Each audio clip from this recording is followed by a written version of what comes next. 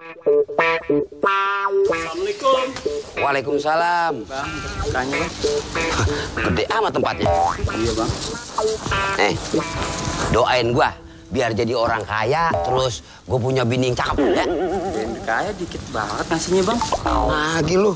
Nah, ini dah tuh. Nah, sekarang doain gue jadi orang kaya aja dah, ya. Ya ilah bang, masih segini juga. Ya Allah. Mendingan gini aja deh bang. Nah, waduh, pengemis dompetnya tebel banget. Nih, sekarang saya kasih lebih. Doain saya supaya saya cepet kaya aja dah. Waduh, menghina banget tuh ya. Solid sih ya Lo bang. gue suruh doain dia. Ya udah sono. Lo terbalik kan, lo mesti doain gua. Deh, ngapa gue yang pergi?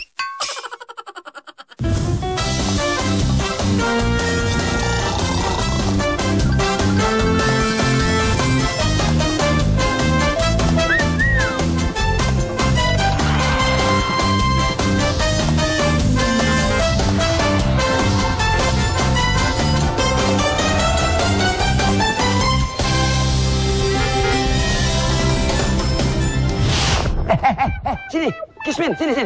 Apa bang? Ngapa gue yang lu usir? Lo dong yang pergi dari sini. Bang apa mau diusir tadi? Lalu tadi ngusir gua. Pelit banget sih. Pelit, gue udah ngasih aja pakai pelit. Gue kasih kagak mau. Bah, terbalik. Ya, ini bocah. Gue jadi untung. Sering-sering aja pengemis datang kemari. Alhamdulillah. Tuh, kalau Allah udah ngasih rezeki, nggak kira-kira lewat pengemis aja bisa. Den, Ya Pak Us. kenapa sih dari dalam kayaknya berisik amat di luar? Itu pengemis kurang ajar bener. Kurang ajar kenapa? Saya udah kasih nih. Kan biasanya kalau kita ngasih sama pengemis kan kita aja dong minta doa biar ada imbalannya. Terus? Dia bilang kurang. Saya tambahin. Nah terus saya tambahin aja. Dia malah balikin.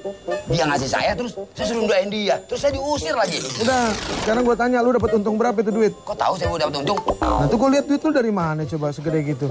Iya ini saya ngasih 12.000. Terus? Dia nyuruh saya. Malah banyakan dia ngasih gocap. Terus gimana nih? Ya lu kudu pulangin. Lu mau makan nih duit, makan duit orang susah. Kalau nasi saya makan, duit mah kagak. Aduh, salah cerita nih sama Ustadz. Bisa hilang rezeki di tangan nih. Ya maksud gue, lu kepengen nih ngegunain barang yang bukan milik lu. Jangan ikut-ikut di dia orang. Yang duduk di tempat enak, udah digaji, udah fasilitas negara dikasih. Masih segala uang orang susah, diembat abis-abisan. Lu mau kayak gitu? Oh enggak. Dosa. Iya Nggak makanya. boleh itu. Pokoknya gini, prinsip lu memberi, ya sudah, wala tamnun tastakfir. Kalau kita memberi, jangan berharap mendapatkan sesuatu. Ya urusan doa mah ya, kalau dia mau ngedoain alhamdulillah, ya enggak ya udah ya lu ngedoa sendiri aja sama Allah. Udah lu pulangin sono. Benar Ustadz itu. Tapi udah jauh, Tad. Saya kan kerjaan masih banyak, Kono. Udah lu Ntar gini, pulangin. begini. Itu Ustadz sambil ngomong bocah. Sekalian anterin saya mau di dapur kotor banget udah anak ini. Kemarin aja lu suruh nyiram tanamannya sendiri, suruh nyari air malu. Nah, pulangin. Udah. Susah banget. Susah bagaimana? Udah. Ya elah. Pengemisnya udah jauh, Tad. Mau nyari di mana? Kira-kira nih, Tad. Kalau misalnya nggak ketemu, buat saya gimana? Kan rezeki saya. Oke nggak? Din, tadi kayaknya Ustadz pengen bareng sholat Jumat. Ikut gua tadi. Terus gua udah gandeng dah. Emang Ustadz pacar lu gandeng. Yaudah kita tungguin aja dulu dah. Lu ngapa sih ngendus-ngendus ya? Hebat lu, wangi banget lu, kayak kuburan jande lu, Din. Kita kan mau ketemu Allah, harus wangi dan rapi. Emangnya mau ketemu pacar doang pakai wangi? Iya hebat kalau itu sih, cuman sholat lu jadi nggak sah. Nggak sah gimana? Lah sekarang lu bayangin aja, parfumnya campur alkohol. Nggak sah sholat lu. Emang diminum? Ya lagi orang gila mana yang minum parfum? Itu lo kata nggak sah? Mendingan lu ganti baju, Gi. Lu ambil kembang melati, pakein di sini tuh. Wangi? Ya peri. Lu gesek. Lu ngajarin kagak bener sih lo. Waduh, si Opi. Kalau ngajarin orang nggak ada benernya. Masa bunga melati ditaruh ketiak? Wangi kagak, lecet bisa. Din, ganti baju Gi, ntar sholat lu nggak sah lo, Gi. Bener lo? Iya. Udah buruan Gi, ganti Gi. Ustaz, Yang benar ngapa sih jalan? semua ganti baju dulu, Ustaz. Ganti baju kemana? Kata Opi, kalau bawa wangi-wangian katanya nggak sah sholat. Iya, ini parfumnya campur alkohol. Masa lu asisten Ustadz minum alkohol? Astagfirullahaladzim. Ini urusannya parfum alkohol, Tad. Bukan minum alkohol. Tolong dipahami, Tad. Penting tuh. Pakai di minyak wangi. Minyak wangi. Pakai alkohol minyak wanginya. Oh, iya emang parfum tuh ada dua. Parfum yang pakai alkohol sama parfum yang non alkohol. Nah, ada di dalam satu kitab judulnya Anta Tas'al wa Islam Tujib. Itu karangan Imam Asy'arawi. Jadi yang dimaksud dengan alkohol di sini adalah bukan alkohol yang untuk diminum. Gitu. Nah, kalau alkohol buat diminum udah jelas. Ya kan? Nah, ini yang dipakai buat parfum. Itu kalau nggak salah namanya alkohol denat. Jadi orang kalau minum ini juga dia mati. Jadi salah. Ya nggak apa-apa gitu. Cuma mungkin akan berbeda lagi kalau orang yang punya sifat warok. Warok itu artinya penuh dengan kehati-hatian. Ya memang juga sudah ada fatwanya bahwa boleh nggak apa-apa gitu. Iya. Tuh, lu sih Pi, udah wangi. Kalau kata nggak boleh. Iya kan tadinya gue belum tahu, sekarang kan gue udah tahu. Oh ya udah yuk, Tad. Mau kemana? Lah sholat. Sholat Jumat. Kalau Jumat dari Hong Kong. Ini gue udah mau pulang, udah beres. Astagfirullah, Ustaz. Itu kan sholat Jumat di Hong Kong. Di Indonesia itu belum selesai. Hong Kong. Coba amat sholat Jumat di sono. Dari tadi kan gue udah teriakin lu buru-buru. Sudah ribet urusan ini, urusan itu. Ini orang sih. ribet mah ditinggal. Lu sih lu. Selebar pojok lu semprot. Akhirnya gara-gara minyak wangi kita ketinggalan nih. Ini kan pengen wangi. Mau sembahyang apaan begini nih? Allah harus rapuh. Udah, yang penting lu jalannya dari hari Kamis jadi nggak ketinggalan. Udah, yang nginep dulu. Tut, baunya kayak kabel kebakar. Batal jadinya. Ya, lu tahun kebuatan bukan terusin. Bagaimana gue bisa terusin? Kalau gue sedot habis gue pikun.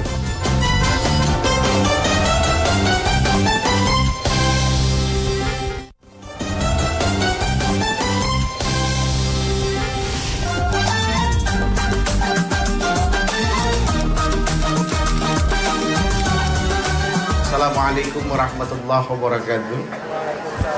Pernikahan itu adalah sebuah ibadah. Karena pernikahan itu adalah ibadah, berarti harus dibangun dari niat yang benar. Kenapa harus dibangun dari niat yang benar?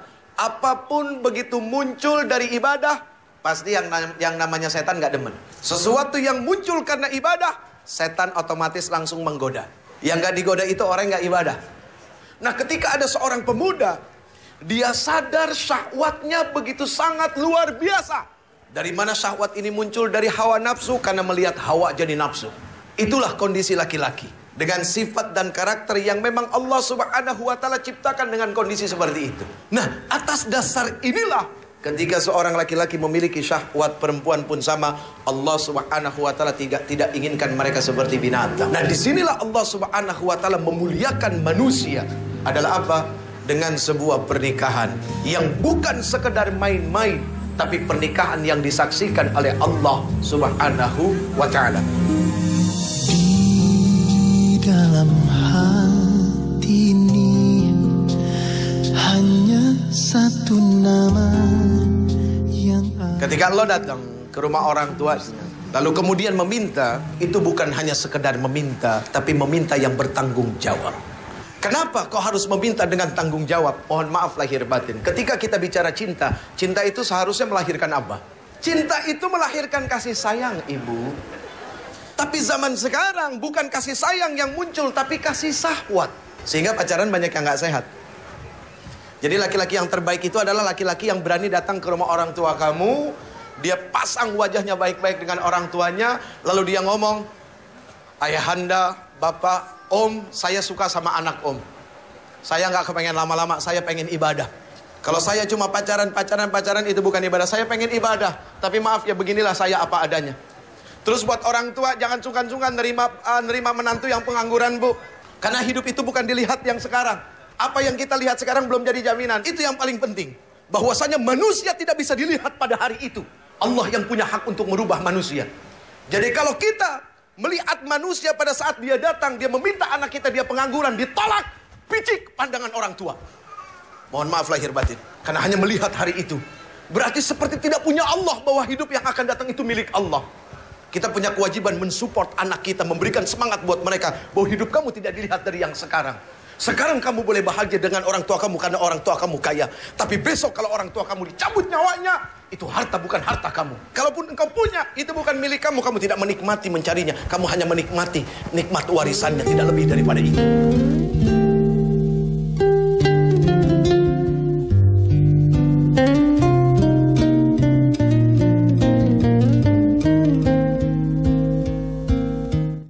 Seorang istri harus berani menuntut suami.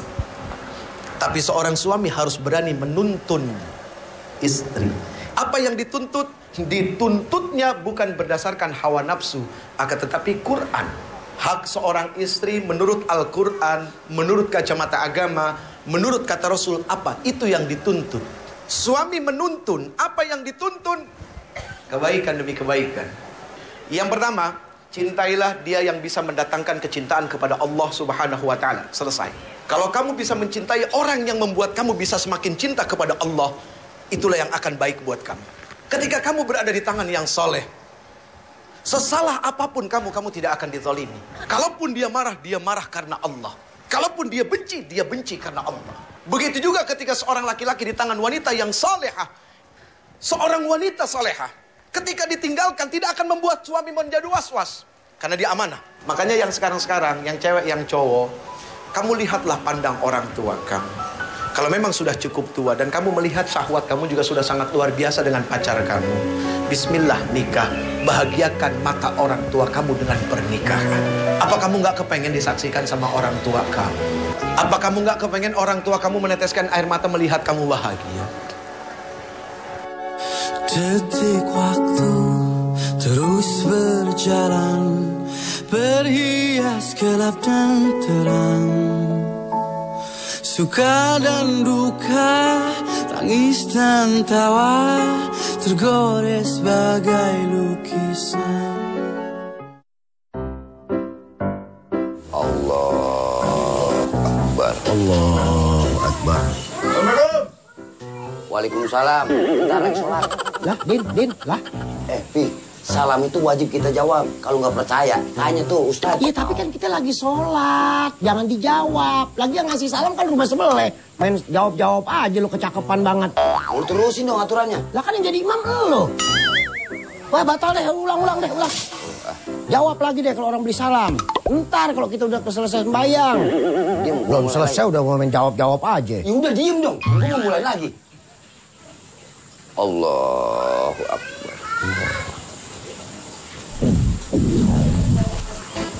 Allah.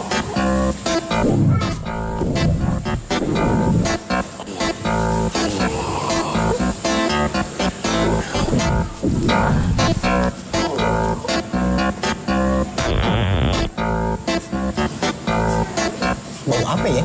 Dari mana datangnya? Oh, kayak gile lu. Din. Lagi sembayang hitut lu ah. Hitut. Mana baunya kayak kabel kebakar. Batal jadinya. Maaf, gue takut makruh. Kalau kita nahan kentut kan sholat gak sah. Batal tuh lo, tahu nggak? Ya lu tahun kebatal bukan terusin. Bagaimana gue bisa terusin? Kalau gue sedot habis gue pikun. Ya kan lu makmum. Makan apa sih lo? Makan anak curut lo. Baunya sampai begitu. Ngomong mulu lagi lu ah. Ini. Gue tuh kadang bingung. Kalau gue masuk selalu masalah. Sekali-kali kenapa sih? Kalau gue datang tuh kagak ada masalah. Lagi sholat, dia kan jadi imam nih. Begitu Allahu Akbar, rumah sebelah ada yang Assalamualaikum, orang nenamu, disautin. Waalaikumsalam, ntar dulu katanya lagi sholat, kata. Cakep tuh. Kan wajib tuh. Bener. Tuh kan Pi, Ustadz aja bilang bener. Kurang pinter gimana gua? Ya Tad ya, saya kan pinter ya Tad. Kepinteran. Wajib. Kepinteran. Kepinteran Tad. Iya lu terlalu pinter tuh namanya. Maksudnya? Oke, ngasih salam itu hukumnya Wajib. sunnah. Ya kan? Terus ngejawabnya Wajib. Wajib. Kan begitu? Iya. Terus yang dianjurin sama Rasul itu kita ngomong yang keras takbirnya. Allahu Akbar. Jadi kita informasi ngasih tahu dia kalau kita lagi sholat. Bukan lu ngejawab salam. Aduh, lu ngejawab salam jadi batal semuanya. Semua orang kebiasaan begitu, namanya salam kan kita wajib kita jawab. Nah udah begitu Ustaz kan aneh bilang, saya bilang nih, ayo deh sholat ulang kan gitu ya. Udah sholat deh rapi sih. Sujud, ruku, apa segala macam. Begitu sujud, meledak belakang. Terus lu ngapain? Nyesak napas saya. Bau. Bukan bau lagi. Allah, bau banget hordeng warteg. Kalau kita sholat, terus kita nahan kencing, nahan kentut itu makruh hukumnya. Tuh. Kenapa dibilang makruh? Kita kagak nahan kentut, kagak nahan kencing aja. Itu sholat udah kagak konsentrasi. Udah banyak yang ganggu. Gelisah jadinya. Diem, gue lagi ngomong, Din. Apalagi ditambah, gitu kan. Kita mules. Mau kentut, udah keluarin aja. Ketika imam kentut, Maka harus ada yang menggantikan dia. Kalau berdua, nah kalau kagak udah terusin aja. Pahala jemaah tetap dapat. Oh, gitu. Jadi itu terusin aja. kayak apa, kayak tahan aja, telan aja. Coba lu makan apaan sih ngomong bingung? Ya orang di dapur ada makanan saya telan Paling lu aja. makan pecahan gelas. Emang gua udah lumping. Udah depi asisten ustad, nggak usah diragukan lagi. You know?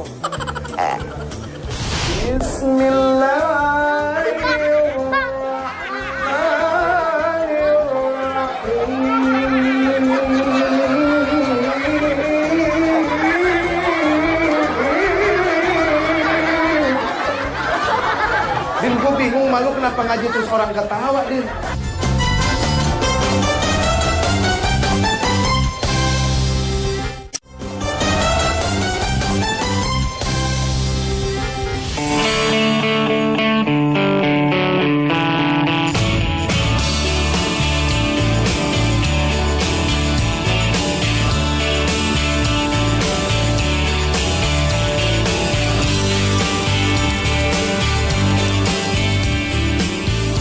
Assalamualaikum warahmatullahi wabarakatuh.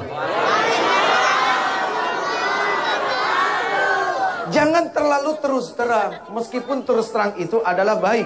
Sama manusia mah jangan terlalu terus terang, Bu. Karena ketika kita mendekati Allah Subhanahu wa taala, subhanallah, itu jalan yang gelap jadi terang, jalan yang sempit jadi luas. Hal-hal yang membuat kita jadi bimbang, jadi ragu-ragu, jadi resah, jadi gelisah, semuanya hilang. Ingat, orang yang memiliki keyakinan yang besar kepada Allah Subhanahu wa taala, maka hidupnya tidak akan pernah ada keraguan-raguan di dalam memutuskan hidup untuk apa. Ternyata yang sering dibicarakan oleh orang dalam kehidupan ini cuma dua: susah dan senang. Ukuran susah itu adalah apa? Selalu orang berpikir kalau ukuran susah itu nggak punya rumah, rumah kecil, nggak punya duit. Padahal ukurannya bukan itu, Ibu. Tapi kalau kita punya iman, insya Allah iman itu justru akan membuat kita tahu, oh ternyata yang dimaksud susah di mata Allah adalah ketika kita susah mau mendatangi Allah Subhanahu wa ta'ala. Sembah sujudku ya Allah, atas segala. Apa yang dimaksud sering-seringlah membaca Quran yang tidak berhuruf? Semua setiap kejadian yang ada di dalam kehidupan kita, di sekeliling kita, itu adalah ayat-ayat yang bisa kita pelajari. Kalau kita tipe orang yang senang tafakkur alias berpikir, itu dalam 24 jam insya Allah bakal banyak ilmu. Sekarang ada namanya sekolah alam, Din. Gurunya bukan manusia, gurunya binatang. Gurunya binatang maksudnya apa? Setiap murid disuruh mencari binatang yang menurut dia bisa jadi contoh. Ada yang satu murid ngikutin lebah. Lebah nyari makan di mana, Din? Nyari makannya di bunga. Makan di tempat yang baik dan tidak pernah merusak tempat makannya. Jadi Masya Allah, itu binatang dijadikan apa ya, sebuah pelajaran ibrah, dan ada i'tibar di dalamnya. Dan itu semua Allah berikan kepada siapa? Manusia yang mau membaca Al-Quran yang tidak ada huruf. Orang saya belajar sama singa diuber-uber. Lu mah lagi belajarnya sama singa. Salah ya. Ya maksudnya belajarnya ngeliatin dari jauh, jangan dulu di dalam kandang sama singa. Itu jangan sampai belajarnya niatnya belajar tapi salah. Nentu tadi tuh kayak Udin tuh. Belajar sama singa diuber-uber sama singa. Lu kenapa nggak belajar sama gorila sekalian, Din? Nah, ini suatu pelajaran. Apa? Jangan sama singa.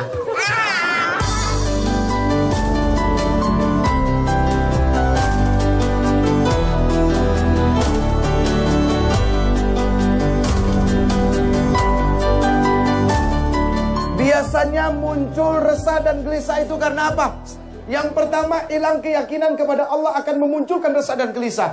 Kemudian suka ikut campur dengan sesuatu yang sudah diurus oleh Allah, suka bikin resah dan gelisah. Yang ketiga apa? Yang ketiga, tidak pernah ridho dengan ujian yang datang. Nah, insya Allah kalau yang tiga ini diobatin, mudah-mudahan. Obatnya apa? Obatnya Allahu Rabbi Anta ya Rabbi, Allahu Rabbi Anta ya Rabbi.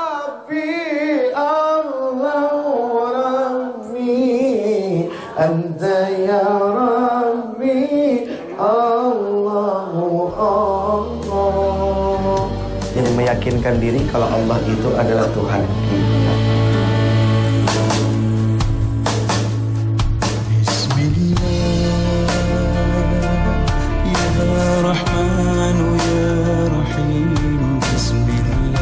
Kali waktu ibu duduk nih, ya kan? Terus tiba-tiba si Udin ngaji.